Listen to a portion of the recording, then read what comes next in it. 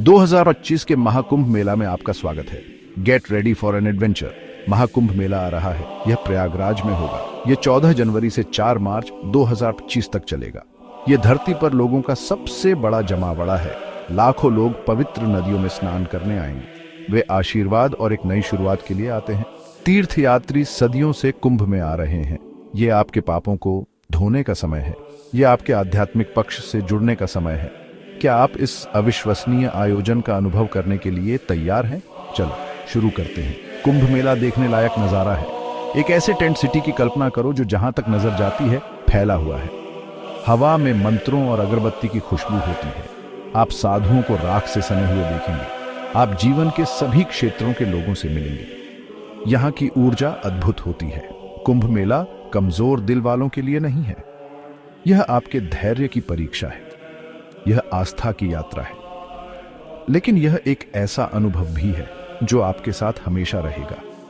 क्या आप डुबकी लगाने के लिए पर्याप्त बहादुर हैं? कुंभ मेला कोई साधारण सभा नहीं है। इसकी जड़ें हिंदू पौराणिक कथाओं में हैं। कहानी देवताओं और राक्षसों के बीच युद्ध की है।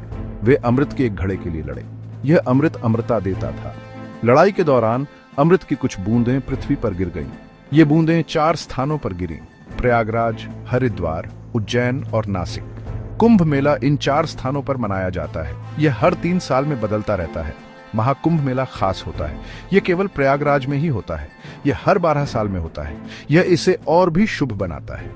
कल्पना कीजिए कि लाखों लोग एक साथ प्रार्थना कर रहे हैं। कुंभ मेले की कहानी हमें अच्छाई और बुराई के बीच के संघर्ष की याद दिलाती है। यह हमें अमृता की तलाश के महत्व के बारे में सिखाती है। सिर्फ शारीरिक अमृता नहीं, बल्कि आध्यात्मिक अमृता।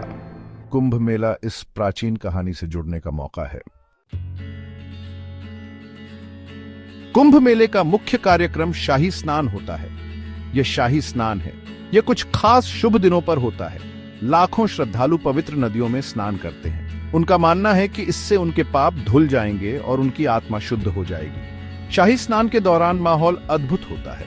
लोग धार्मिक भजन गाते हैं। उनका मानना है कि इससे वे भगवान के करीब पहुंचेंगे। कहा जाता है कि इस पानी में उपचार करने की शक्ति होती है।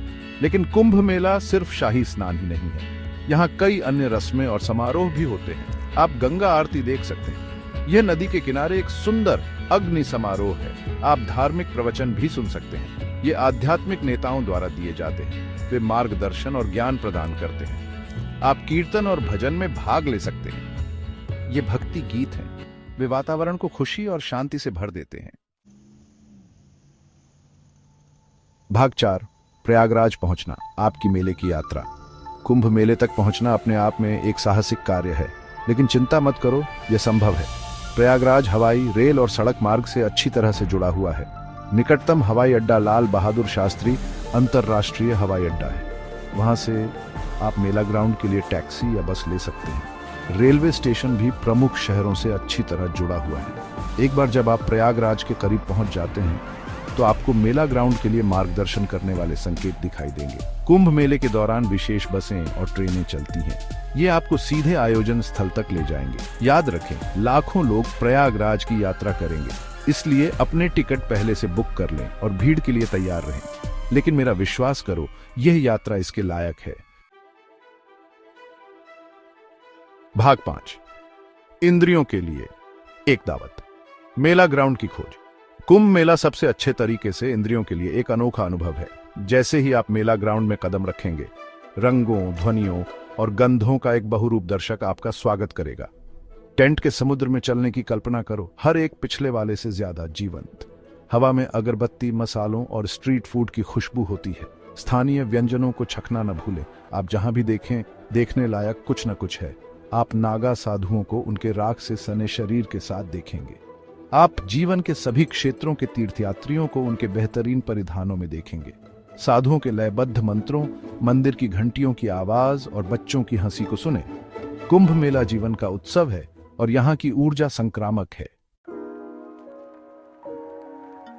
भाग 6, कुंभ में सुरक्षित रहना, एक सुगम तीर्थ यात्रा के लिए सुझाव। कुंभ मेला एक अविश्वसनीय अनुभव है, लेकिन सुरक्षित रहना महत्वपूर्ण है। याद रखें, आप लाखों लोगों के बीच होंगे। ध्यान में रखने योग्य कुछ सुझाव यहाँ दिए गए हैं। सबसे पहले हाइड्रेटेड रहें, खूब पानी पिएं, खासकर यदि आप शाही स्नान में शामिल हो रहे हैं। भीड़ भारी पड़ सकती है और ऐसे में डिहाइड्रेट होना आसान है। दूसरा, अपने सामान का ध्यान रखें। भीड़ भाड़ वाली जगहों पर जेब कतरे की समस्या हो सकती है। अपने कीमती सामान सुरक्षित रखें और अपने आसपास के बारे में जागरूक रहें। तीसरा, खुद को मौसम से बचाएं। मौसम अप्रत्याशित हो सकता है। टोपी, सनस्क्रीन और गर्म कपड़े साथ रखें। साथ ही खुद को धूल से बचाने के लिए मास्क पहनने पर विचार करें। अंत में अपने समूह के साथ रहें। भीड़ में अलग होना आसान है। अगर आप खो जाते हैं तो मिलने का स्थान चुनें, और अगर आप अकेले यात्रा कर रहे हैं तो किसी को अपना यात्रा कार्यक्रम बताएं। हमारे चैनल डिवोशनल वाइब्स को सब्सक्राइब करें।